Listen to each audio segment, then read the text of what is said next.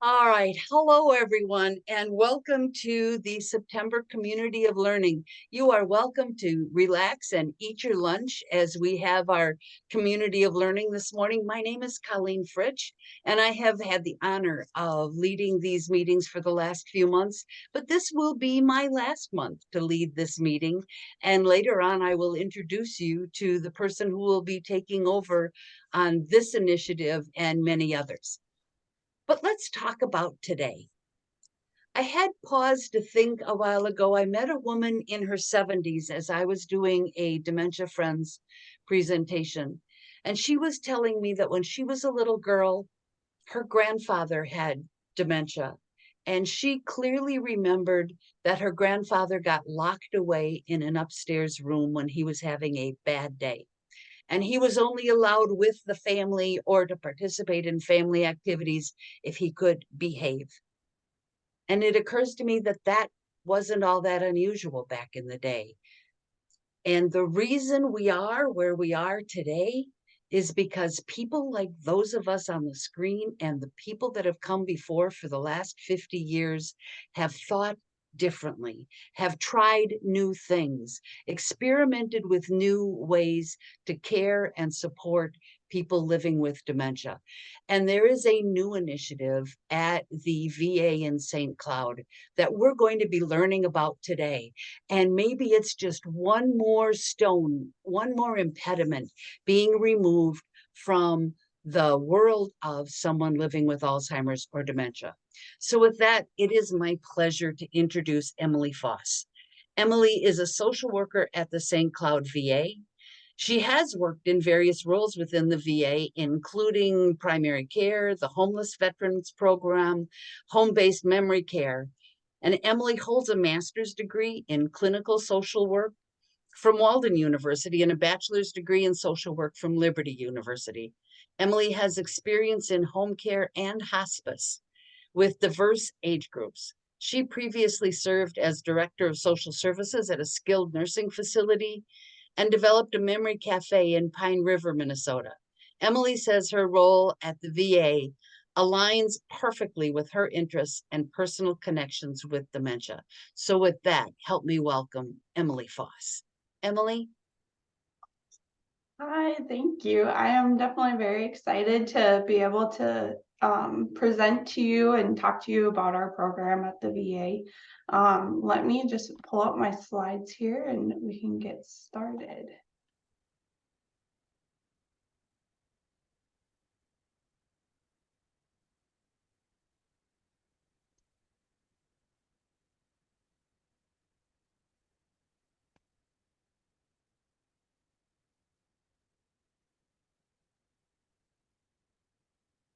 There we go. Can everyone see my slides? Sounds good. So as you know, the program that I'm involved in is called home-based memory care. And just a disclaimer, this presentation doesn't directly represent the VA's values or their views. More so, it's a framework and ability to provide education on the program. And so that maybe the community will gain some knowledge on the service and I don't know, maybe use it in the community. And so today, during my presentation, we're going to talk a little bit about why we started home-based memory care and kind of our main purpose, the structure of the program, the model that we kind of utilize, what the interdisciplinary team looks like, and how we all kind of interact and engage within the veteran and also the caregivers. Costs, I'll try to do my best with the cost portion of it, as there's lots of complex dynamics that go into that, but we'll kind of go over the basics of that. The general services that we provide and what we also don't provide, and how that might kind of correlate with kind of normal home care services, and then what the referral process typically looks like.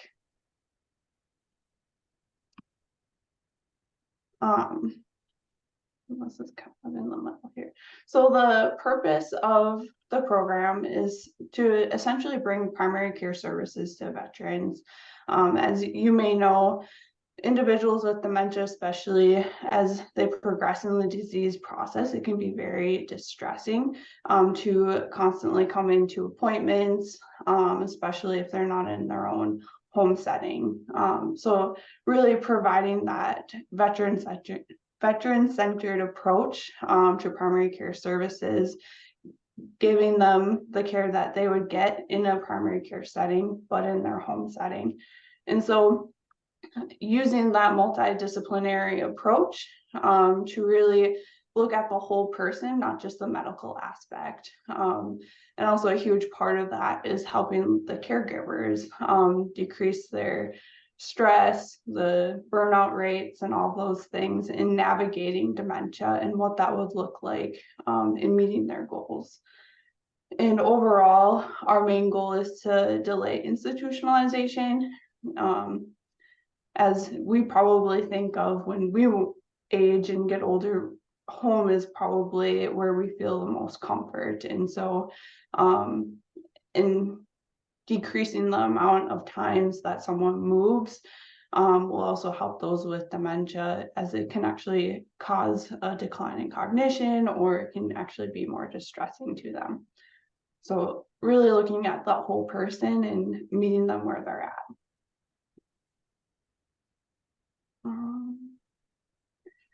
And so some of the goals for our program,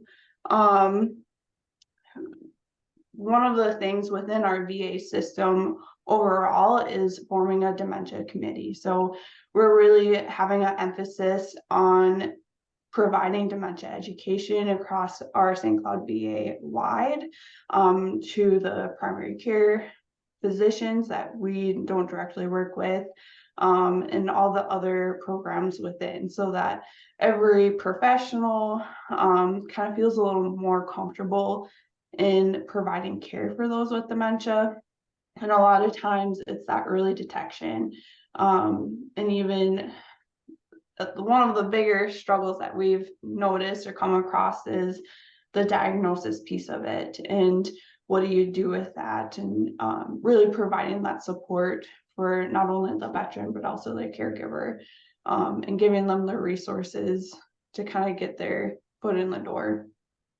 And so the other piece that we've really been working on, and we recently just had one, is a support group for the caregivers and the veterans. It's kind of based off of a memory cafe, where the caregivers and the veterans come together, and then at a certain part in the group, they'll kind of split off. And so it gives the caregivers the opportunity to really talk amongst each other about some of the challenges that they're facing, things that are going well, or even just the opportunity to socialize, to kind of decrease that isolation. And one of my favorite parts is with the veterans. We are fortunate enough within the VA system that we have lots of resources at our fingertips. And so we have we call it whole health, where individuals can come in and do yoga or Tai Chi. I think we're also working on like music therapy and just kind of an overall enrichment for the veterans to engage and kind of stimulate themselves emotionally, physically, and all the above. And so my job as a social worker is to really focus on decreasing that caregiver burden. Because if we're going to keep them in the home, we want to make sure that that is successful, and we don't want the caregiver to feel burnt out, and we want them to feel supported. And a big initiative that I have been undertaking is more so providing individual therapy. And there's a protocol that I utilize within the VA system that decreases burnout. It looks a lot at mood management, decreasing stress levels. And then there's this huge booklet on just dementia.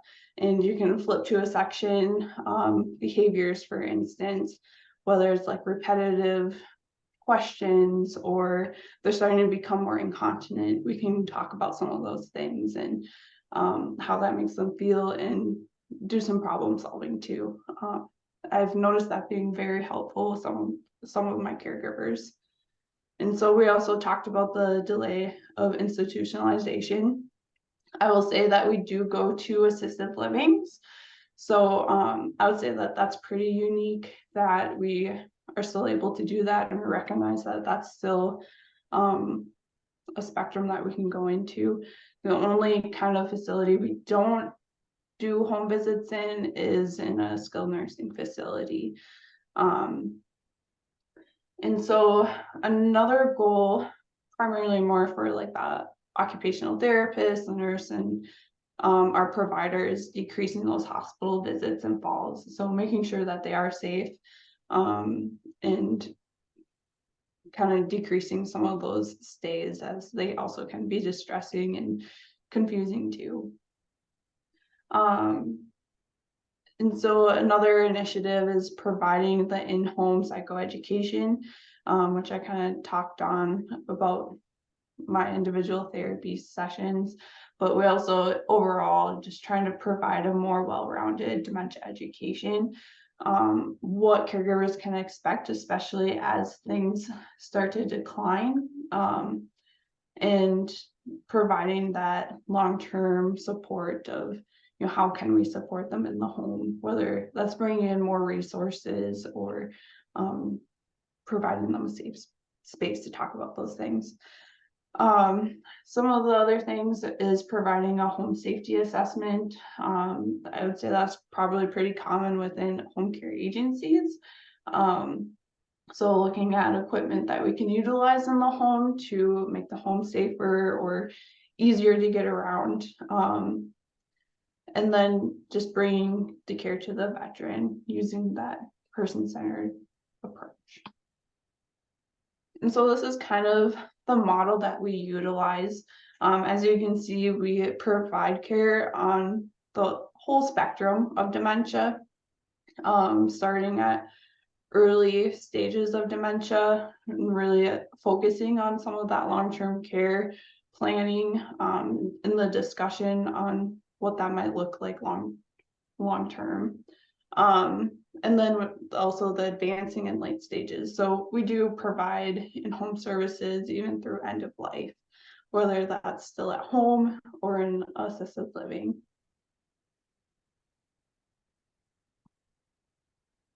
And so this is our team. We have a provider, we have 3 nurses, myself is the only social worker, we have an occupational therapist, a registered dietitian, and our pharmacist, and then my supervisor is our nurse manager. So she oversees our program, and kind of manages all the details and policies and all that. And then we also have a program assistant, which is very helpful. She does a lot of the faxing, the scheduling, and just the coordination of stuff, which is very important. And so our provider, her name is Emmalee Foss, and our nurse manager, Julie Friedemann, I think that's how you say her last name. They are actually the key players in developing this program. They started, I want to say maybe a year or so ago, in kind of developing this. They're the ones that had the vision for bringing care to veterans. And so our provider, Emmalee Foss, she actually has a degree in geriatric psychology, so she can also bring some of those mental health aspects into the home as well, which has been very helpful in kind of looking at both ends of the scope. And then the nurses, they do provide some assessments in the home. They'll do a lot of medication management and setup. They also, I believe, do like labs and all those things that you would typically do in a normal primary care office. We do work with other specialty disciplines. Unfortunately, the veterans would still have to go in and see those individuals, but a lot of times the nurses will help coordinate some of those things, and if it's necessary. And as I've said before, a big part of my job is working with the caregivers and working on caregiver burnout and just education.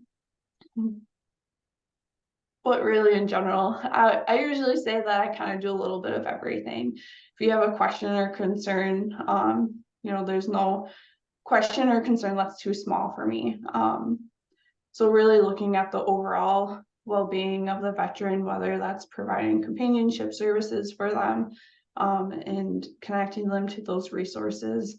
I'll even do some kind of intermittent therapy, especially those that are more cognitively able to talk about their feelings and what's going on. It can be really challenging for them. And so talking to them about that and using life reflection and reminiscing therapy to kind of talk about some of those things. And then our occupational therapist, as I said, she does a lot of the home safety assessments, home modification stuff. And she also does provide some like exercise guidance and things like that. And then our dietitian, she also goes into the home and she often looks at kind of nutrition overall. And I know a lot of times she talks about water intake and muscle mass and all of those important things that, especially as you kind of decline with dementia, it's really important to look at. And then our pharmacist, she also goes to our home or goes to the home. She provides a quarterly medication review and gives recommendations, and has been very helpful. And so overall with our program, we can see individuals long-term, and for the most part, the nurses probably see veterans on average twice a month, if not more, depending on the complexity of the case. And the rest of us other disciplines, even the provider, we try to see our individuals at least quarterly, so every 3 months, just to check in, unless things come up before then. As we know, sometimes with dementia, you can change quite rapidly. So seeing them on a more regular basis has helped us kind of catch things before they come to a crisis, or just kind of keeping that rapport with the veteran and caregiver.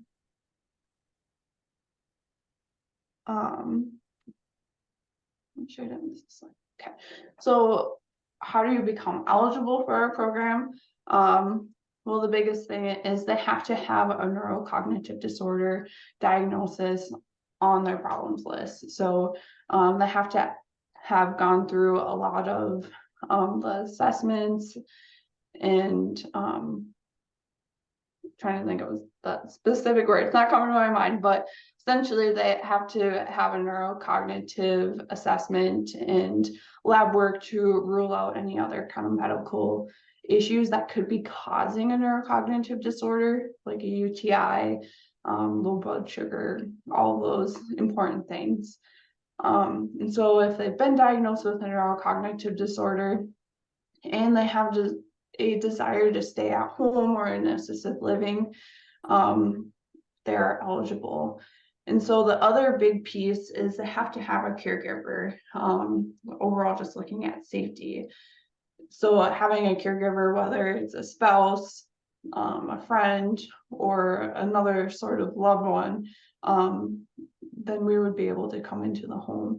There are some instances where maybe the caregiver themselves has dementia, so we can do some assessments like a slums to determine if we feel like it is safe for the veteran and the caregiver to live alone at home, and other assessments. And so they also have to have a willingness to engage in some of our assessments, evaluation, and essentially just working with our team. And also, since we are a new program, we can only really go so far. And so that's within a 40-mile radius of our St. Cloud VA per Google Maps, if you type it in there. And again, kind of going back to safety, if the environment is safe and we feel like the overall well-being of the veteran is safe, we can admit them. And then most veterans have a primary care provider at the VA. They can have other providers outside in the community, but overall, the care will be kind of funneled through our provider. And so if they have a really good relationship, some individuals don't want to be a part of our program, which is fine, but really being okay and kind of changing who their primary care provider is. And so individuals who might not be appropriate for our program is kind of that safety piece. If they're really not safe in the home, the caregiver doesn't really have that ability to care for the veteran safely. That's a big one. And then if there are some pretty significant behavior concerns, that puts either the veteran or the caregiver at risk. That veteran likely would probably need more intensive care than what we can provide. Or maybe he needs some stabilization before we can look at services. If they're unwilling to participate in some of the assessments or the services that we provide. And then if they live outside the radius, essentially. If they do present a elopement or wandering risk, it kind of depends on what that looks like, how severe it is, and again, what kind of safety risk does it present. A lot of times when we receive referrals, we kind of team a lot of them and determine if there is a safety concern. Sometimes we'll reach out to the families and try to get more information too. So I kind of covered this a little bit, but how often is care provided? It really depends on the veteran's needs, but pretty much every 2 weeks. Sometimes more, sometimes not. We do have a max caseload of 60 veterans, so about 20 veterans per nurse. Yeah, I feel like that's been pretty manageable. And so the costs of services for home-based memory care, for most veterans, there's no charge for services. It's kind of part of their benefit for care in the community. Some veterans, depending upon their service connection or just kind of their eligibility requirements, they may have a $15 copay per visit a day. But you don't see that very often. And a lot of that is usually covered, and also something that I will talk with them about as a social worker. If that is an issue, then we can try to explore other options. But we can also bill other private healthcare insurances, or if they have their own private insurance, we can bill some of those things too. We do offer a chaplain. We don't have one directly linked to our program, but there is one available that if a veteran or even the caregiver wanted to talk to a chaplain, we can make that referral, and there is no copay for that visit. And so some of the services we do not provide is some of those emergency services. If it is an emergency, they are instructed to utilize their urgent care or local ER, x-rays, surgery, all of those things. A lot of times that's where we'll have the nurse kind of work with all the other specialties to get them some of those services. We don't provide daily nursing care. And that's kind of where, if that's something they need, it might be more appropriate for a long-term care facility or things like that, which we're also trying to prevent. So we don't come every day, but we do come pretty often, and we are readily available if things come up or they have questions or concerns. Our team specifically does not provide homemaking services, but through veteran benefits and things in the community, they can still utilize those those services. And then we don't transport veterans. If transportation is a concern for them, that's something that I can help them with and giving them the resources to get where they need to go.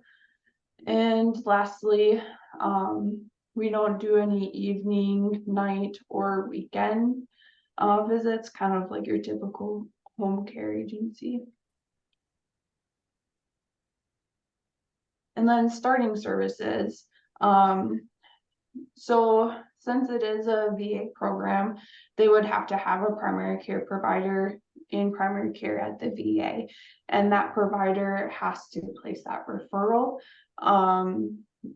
And it's kind of their responsibility to ensure that there's been that appropriate workup, the labs, the assessment, and that there is a true diagnosis of a neurocognitive disorder. And we also do require that there is a SLUMS test that has been done typically within the last 3 months, if not sooner, just so we have a general idea of where that veteran's baseline's at. And that's all I have for you guys.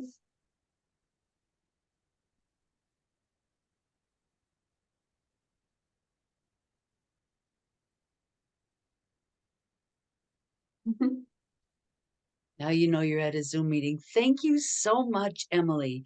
I'm going to open it up to questions, but I have just a couple of my own. Two, how long has this program been running? And you said you have a capacity for 60 veterans. How many veterans are currently enrolled in the program? Yeah, great question.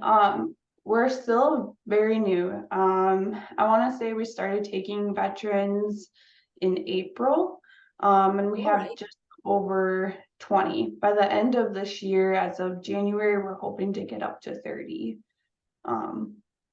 Yeah. Excellent, excellent. So how would veterans with a diagnosis of dementia, how would they have been cared for prior to this program? We've definitely seen a pretty wide range of what that looked like. We do have another program within the VA called home-based primary care, and essentially that's just home care for veterans, and they also see veterans pretty longitudinally. And so we've had a lot of referrals from that program, but there's also just been lots of referrals from the providers and other specialties that have noticed that a caregiver has really been struggling at home, and needing more of that support. Thanks. Does anyone else have questions for Emmalee? Hi, my name is Pam. I'm a social worker with Allina Hospice in Hutchinson. I do have a question. When you were talking about the resource that you have, the pamphlet about dementia and looking out for caregivers, is that something that we could have access to? Or is that something specific for your program? I don't know the answer to that. So the program, what it's called is Reach VA. And so it's actually a national kind of like protocol that the VA uses. It's actually more so for the caregiver support program. And I just kind of took it and used it in our program. And so it stands for Resources for Enriching All Caregivers. I don't think it's something that the community has access to, but I could definitely ask and maybe let Colleen know or something. That would be excellent. And if that's something we could pass along, as you notice, we're recording this and we will send that out to the recording out to everyone who registered. And then we can send out that handout as well if it's something that is accessible. Thank you. Anyone else?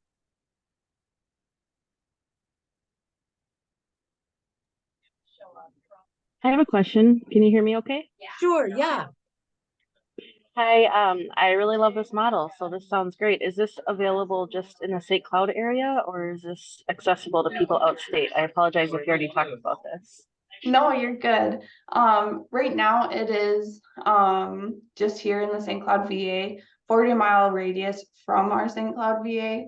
We do hope that we'll be able to expand it eventually, as dementia is not going to go away. It's probably going to double, if not triple, by 2050. So there'll be even more of a need. I do know that other VAs have kind of seen our model and have been intrigued by it and trying to develop it themselves. But we are one of, that I know of, one of the only VAs that have this program. Awesome, thank you. Mhm. Anyone else? So I kind of have a question. So my name's Megan. I'm a social worker up in the Two Harbors area.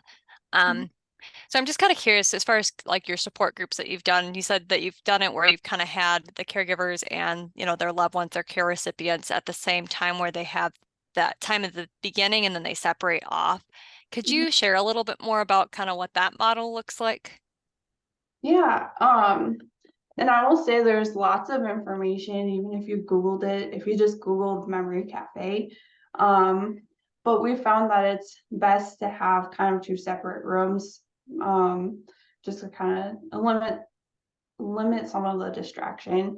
But essentially every time we have a group, which we've only had one so far, we try to have a presentation that's educational for the caregivers.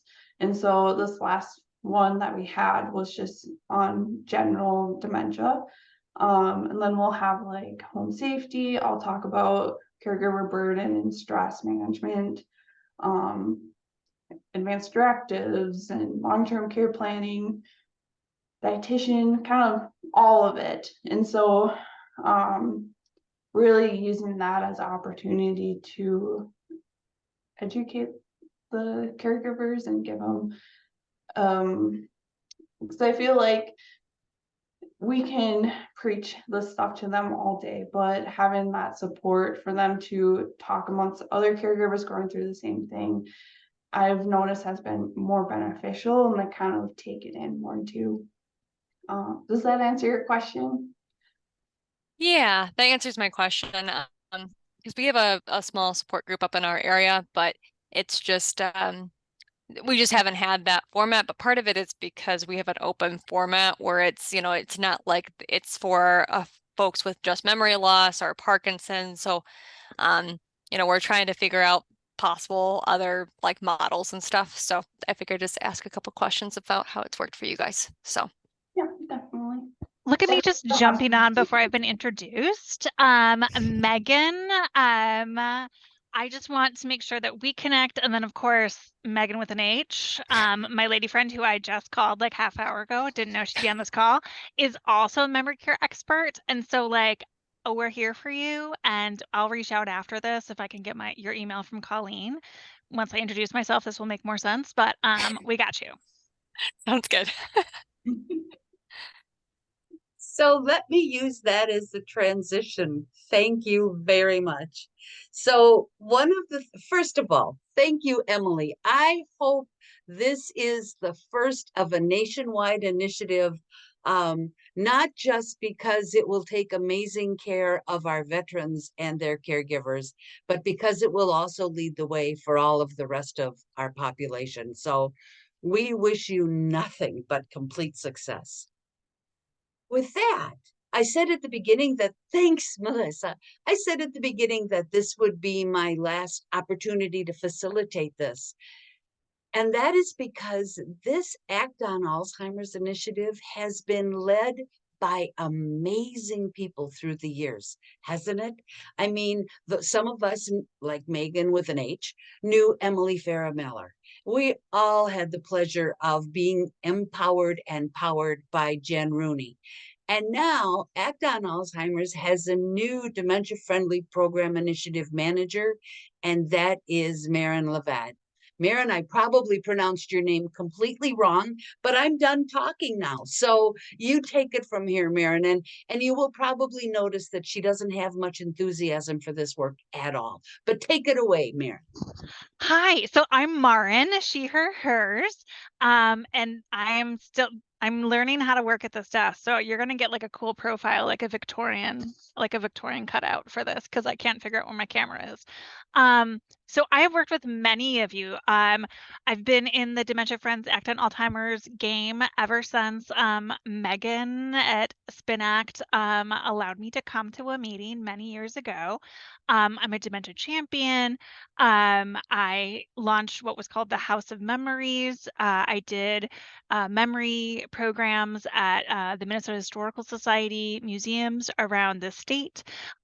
So I've ran memory cafes in Pine City. So and got to guest star at Megan's at Carondelet. So I'm really excited. I am day 3, so like I still don't have access to the files or anything. Like, so I don't even know how y'all found out about this meeting. I'm very new. But let's see. So I know Megan. I know Melissa because you work with a wonderful team there at Central Minnesota. So I've worked with many of your colleagues in my past role. I just did a LGBTQ Elder Pride bingo and brunch with Michelle up in Sartell last week. So that was super fun.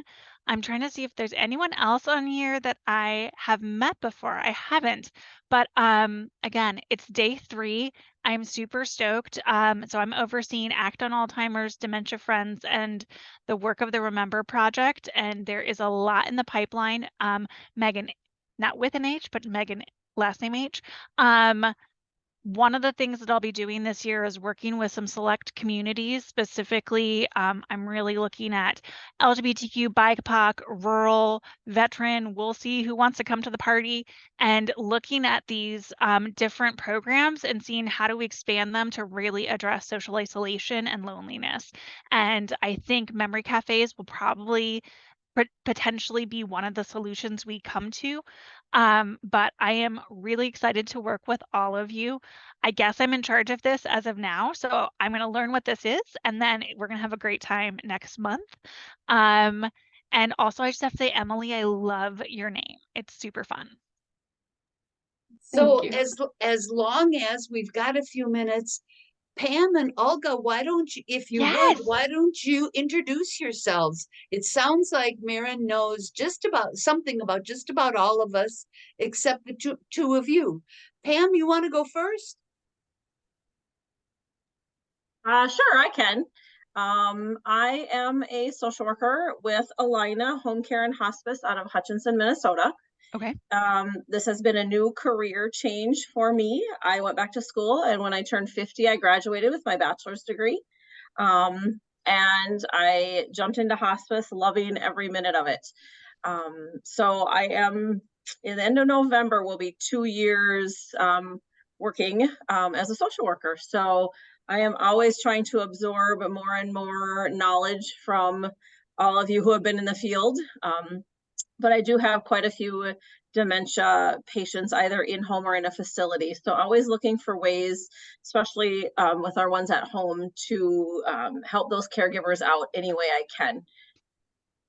Fantastic. Great to meet you. And congratulations. What a big life move. I'm very proud of you. And Olga, are you there? And if so, can you unmute and introduce yourself? Hi, yeah, my name is Olga, and I'm not a social worker. I'm a community health worker at the city of Bloomington with public health. And I am also a dementia championship. And I'm more focused on like the senior health part. So I do home visits, and then I help them connect with resources.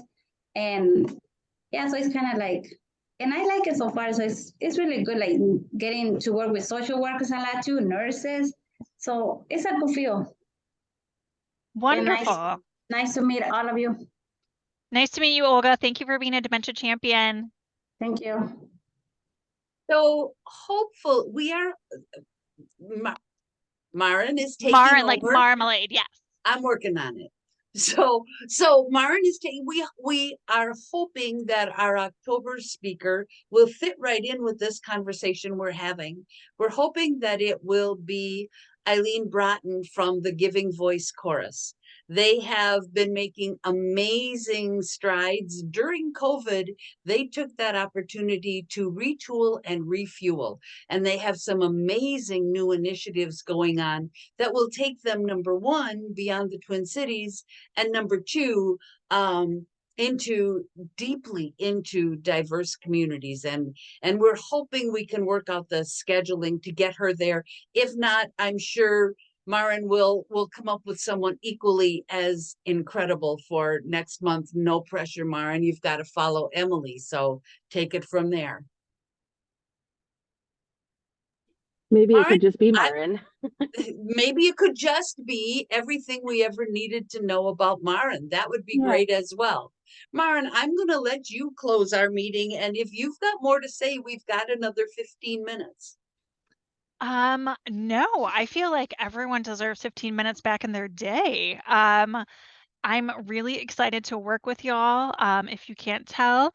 And then Megan with an H, or Megan H, can you pop your email in and then against your will, I will reach out to you and talk to you about memory cafes.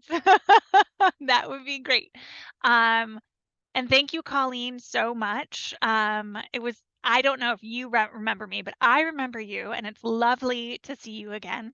But I hope everyone enjoys one of the last beautiful summer September days.